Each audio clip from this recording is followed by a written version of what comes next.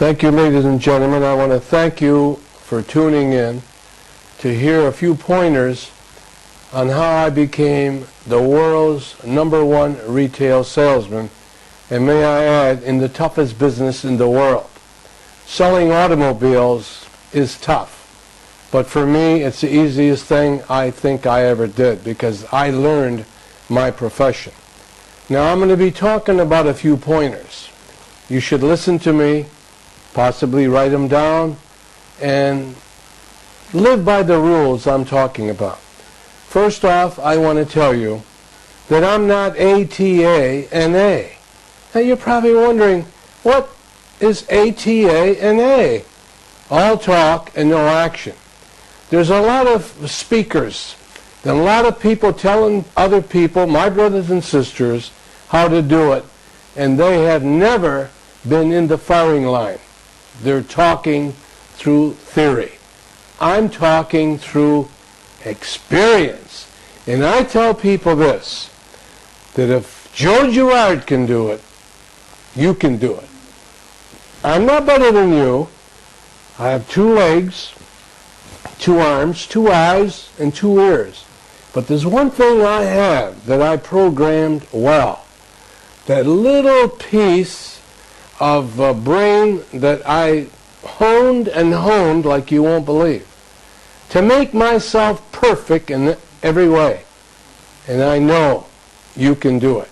So we're going to talk about a few things that I did in my life that made me hit the top.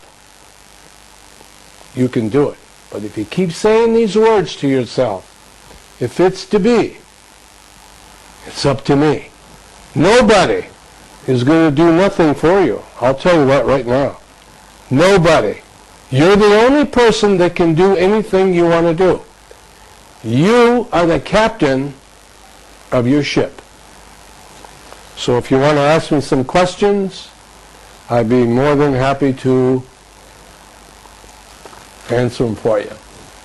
Okay, we have a first question here. And the first question is, were you ever a born salesman? No, I wasn't.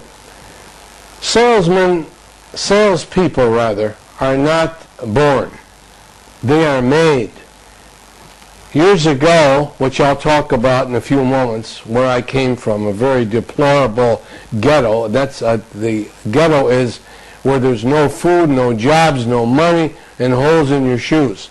As Frank Sinatra would say in one of his songs, I did it my way. I stuttered as a kid because of a lot of things that my dad would say to me. He took away my confidence, and I stuttered until the age 35. I went to see a psychologist. Now I'm the type of a person, if something is wrong, I don't wait until it gets worse. I handle it yesterday. I'm organized, and we're going to talk about that in a minute. I stopped stuttering, and I wanted to get into the sales game. I bought books by people only that I knew had a track record. I never buy a book unless I know it's been proven that that person did what he's talking about. Now myself, I've been checked and audited by the biggest auditing firm in the world, by the name of Deloitte & Touche, to make sure that each sale that I made was one at a time. The average salesperson in the world sells about 7 cars a month. I was selling 6 a day. I'm going to give you a few pointers. Whether you're selling or whether you're not selling, you must abide by some of these rules if you want to be healthy, happy, and rich. What are some of the most important qualities a salesperson should have to be the best? One of the things is to not pre-qualify. Pre-qualifying. Before you do something, example, before you do something by telling yourself, I don't think I can do it. Well, actually what you're doing, you're selling yourself to lose. Example, played golf with 3 other guys about a month ago, and I'm a people watcher. I learn from smart people, dumb people, and not so smart people. He's about to make a putt shot, and he's pre-qualifying. Example, he says, oh my God, the wind is blowing, it's a bad roll, it's a tough shot. Well, he hits the ball, and the ball goes the other way. Eh? He almost told the ball, don't go in that hole because you're not going to go in there. Or pre-qualifying. I don't think she'll give me a date. I don't think she'll give me a date. You see my face? Now, if you ask her for a date, who wants to go out with anybody that's got a face like that? She's not going to give me a date. Or a baseball player, or a football player.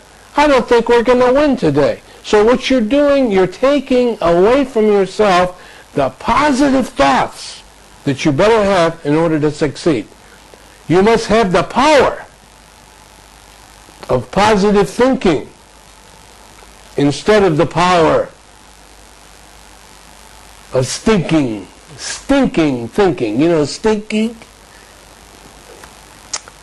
To pre-qualify, get rid of it. Everything you look at, everything that you're involved in, and anything you look at, always say to yourself, I can do it. I can do it. He can who thinks he can. She can who thinks she can. If you keep selling yourself, I'm going to do it. I'm going to do it. And you know something? If you believe you can do it, 99% you will do it. And another thing to get rid of, and I'm sure you've said it to yourself many times, it's impossible. I don't think I can do it. It's impossible. Well, if you keep saying that, you're pre-qualifying. All you got to do is take the I am out, and what's it say? Possible. So try anything without saying it's impossible, and you will surprise yourself on how many things you could do that you thought you couldn't do. He can who thinks he can. And say to yourself many times, like I do throughout the day, if it's to be, it's up to me. Thank you. Next question. What is the best way to cultivate good sales techniques before dealing with your customers? One of the things, if you want to succeed, whether it's in sales or whatever you're involved in, is to be disciplined. And I mean really disciplined. Not wasting time. Because once you have went through a certain amount of time, you can't spend it anymore. You must be so disciplined and have a plan before you leave the house the next day. I have a plan. I work on my plan tonight for tomorrow. Be disciplined. The next thing is to focus. Focus on anything that you want to be involved in. Focus it so bad that you will accomplish it. Example, you want to climb a mountain? Focus at the top. And put a set of blinders on, imaginary blinders, like they put on a racehorse. You know, racehorses have blinders on. And they don't put the blinders on the racehorse to keep the sun out of his eyes. They put the blinders on the horse so the horse has no distractions from the left or to the right. You look straight ahead and you will win if you listen to me. No distractions. Focus. And if you can focus yourself, you just won't believe it. Thank you. As a speaker now, you have probably inspired many people. Tell me, what is the best way to motivate or inspire others? To stay away from negative people. You know, the old saying is, if you hang around a garbage can long enough, you will stink. They will pull you down to their level. And even if it's family, I have one person in my family that she is so negative, I stay away from her. I hang around with positive people who can feed Joe Girard, and this is what you should do. Positive thoughts throughout the day. Not reading the paper too much and reading about all the garbage, the killings and the wars and all that is not going to help you. Okay? Positive thoughts make you healthy and happy and successful too. Tell me, how have your friends and your family played a part in your success? Well, you know, many years ago, as I grew up in the ghettos of Detroit, Michigan, I had a father. I don't know why he didn't like me. He used to beat me and hit me and tell me that I was no good and that I was a no good bum. And hadn't I had a beautiful mother at the time who would sell me and tell me, don't listen to him. Show him that you can be good. One day she took me to a window and she says, you know, Joey, out there's something for everybody. Go out and find it and show him that he's wrong. We understand that you come from a very poor environment. What is the one factor that made you want to succeed and break the poverty surroundings? Is to prove to my father that he was wrong. To show him that I'm going to be the best of anything. I was a builder of homes. I used to build homes. I built homes for 13 years and doing quite well. And not once did my father ever say, I'm proud of you. Never said it to me. In 1963, at age 35, I lost a $3 million building business. And when I did, he says, I told you you're nothing but a bum. I lost my home. I lost everything. I got a job selling cars just to bring home a bag of groceries for my wife and 2 kids. And because I start putting good thoughts into my head, 3 years later, at age 38, in 1966, they named me the #1 salesman in the world because I believed. Because I believed. From anything negative, there's something positive. My father was negative, and I turned it around. And I says, I'm going to show him. You see? If somebody says you can't do it, they're handing you a challenge.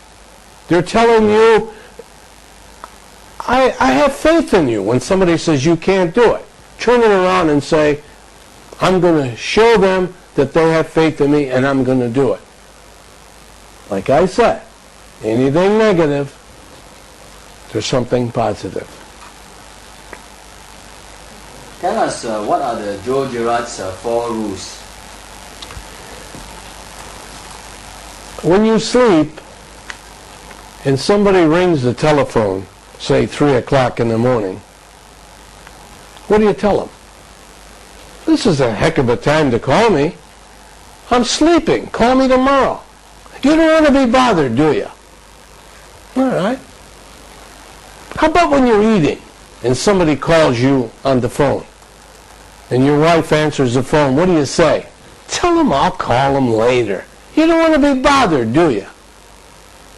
How about when you vacation and you're playing and you want to have fun and somebody wants you to do some work other than your vacation? What do you tell them?